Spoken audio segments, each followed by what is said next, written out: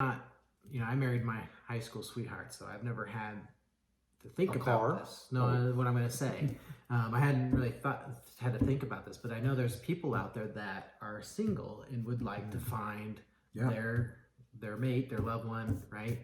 And if they look around their house and how they live, are they setting up their residence to accept someone new in their life? Yeah.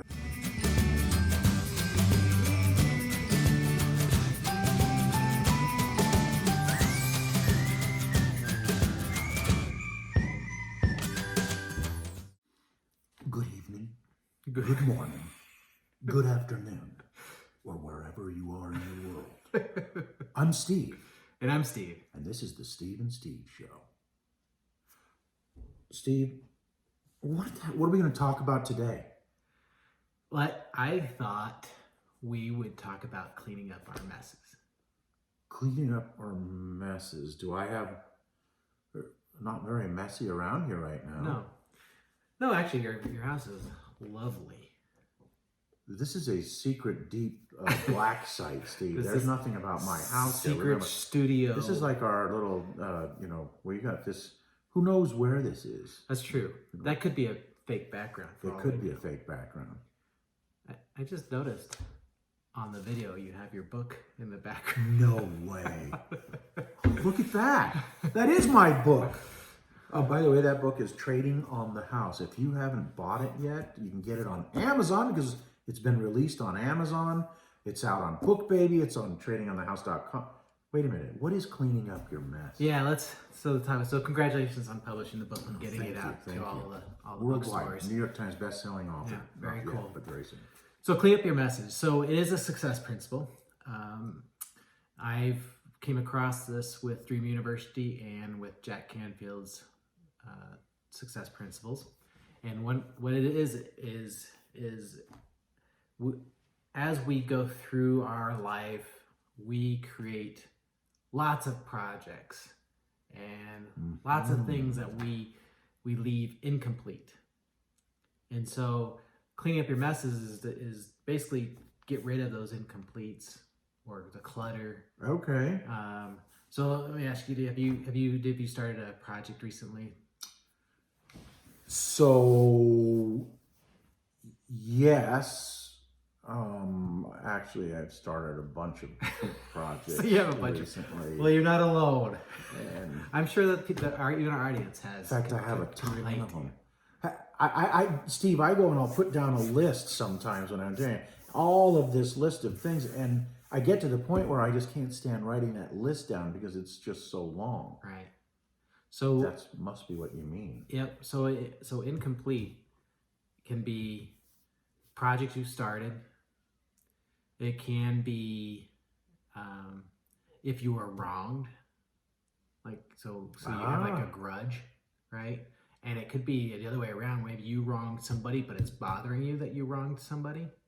If there's anybody out there in the audience that I have wronged, it isn't bothering me right now, but please tell me so that I can be...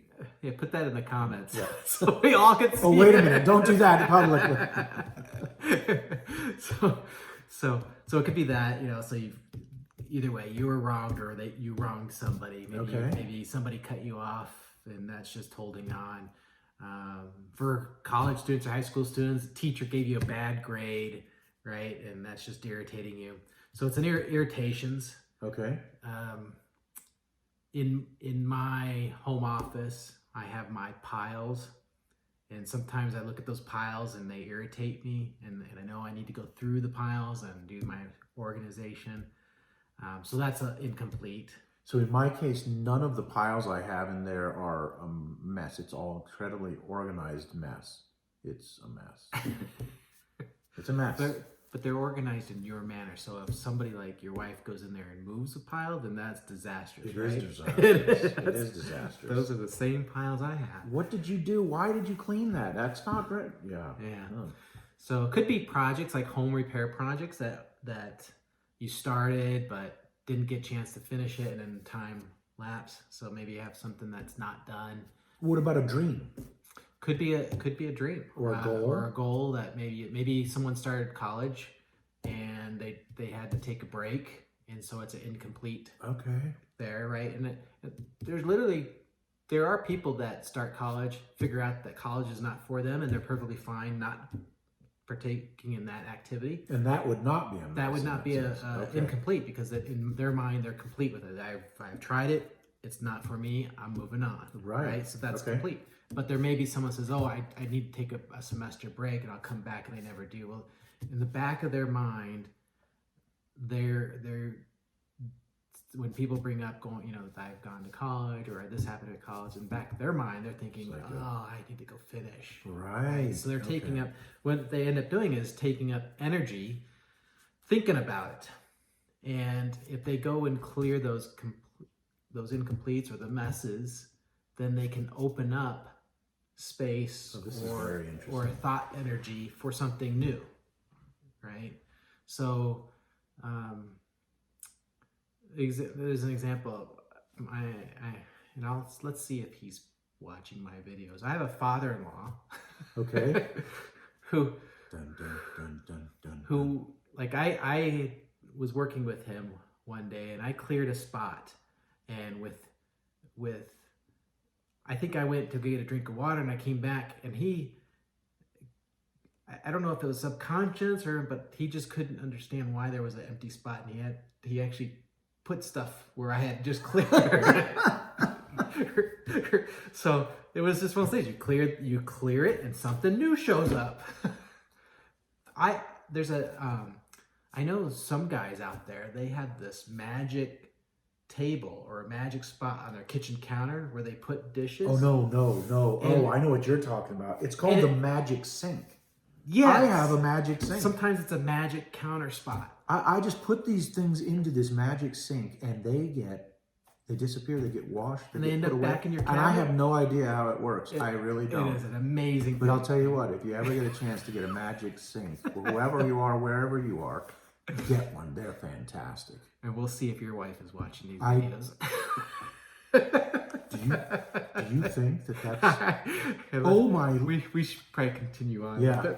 So let me ask you a question in terms of the how do you clean up the mess? Oh, that's a good... So we're taking energy, right? So the best thing to do is to work on this incomplete list. And so the best thing you could do is sit down, take some time, get paper, pen, and write all the incompletes down. Okay. Right?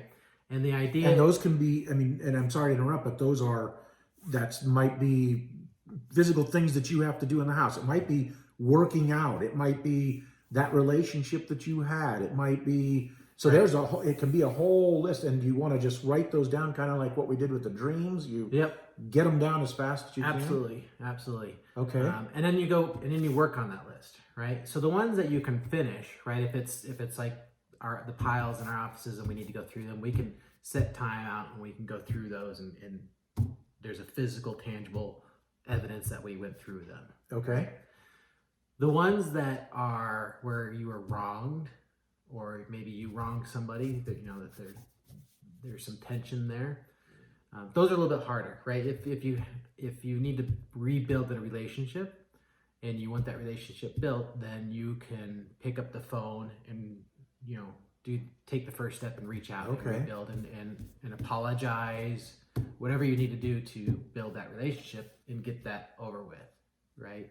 There's some people that have been wronged or wronged somebody that you don't necessarily want to build that relationship, or you can't. Maybe they passed away, but it's been maybe you forgot to say something to a loved one and they passed away, or you wanted to say sorry or something and you weren't able to. Yeah. So how do you get rid of that mess? Glad you asked. I don't know how I do this.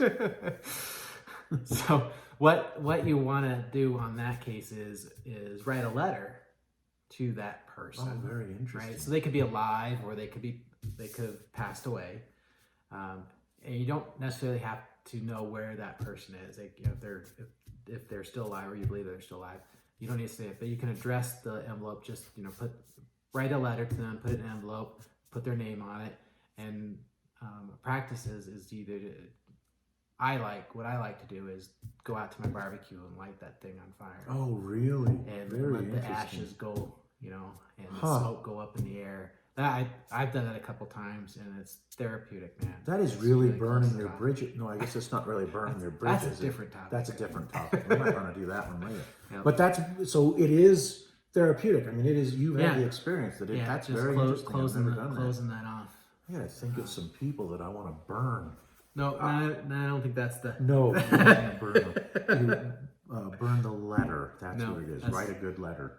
Yeah. What if you really like the letter? See, now I'm going, what if you really like the letter?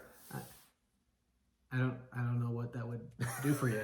I don't think you're the only one that's going to read that, right? I could put it in a book. I could write another book of letters that You could write a book of letters. publish. All right. But the goal is to work on the incomplete list. Right? Okay. And open up space. Their irritations. Perhaps this cracks me up. So we do our best to park our cars in our garage. But we currently have a stall that gets the bikes, the sports equipment, the camping gear, the snow thrower. So there's definitely a stall that we can't park our cars in, but we can at least get 2 cars in our garage. We have a 3-car garage, so we can get at least 2 cars in there, right?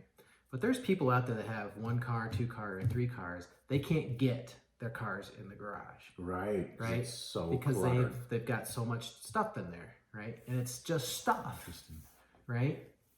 What cracks me up is they're driving a $40,000 or $50,000 car and they got stuff in their garage And that it's they're parked protecting. out on the road, on the street. Right. So is that a similar thing? If I were to use that same metaphor and I've got in my head all of these things that are incompletes, and now because they're still there, I don't have room, or I'm so distracted by them that I actually can't be as creative as I would be. Mm-hmm. So if I clean this mess as you've characterized it up, the creativity should start to flow in a different way that I should experience. Yeah. So that's one way. I So if you want if you really want a nice car, make space for that nice car. Clear a spot in the garage. Oh, interesting. Right. It That's also a physical manifestation. that is, and it gets you psychologically. It gets you thinking, hey, I've got That's this clear. where my Right? Tesla is going. There's Tesla. now I'm not. I married my high school sweetheart, so I've never had to think A about car? this. No, what I'm going to say. I hadn't really had to think about this, but I know there's people out there that are single and would like to find their mate, their loved one, right?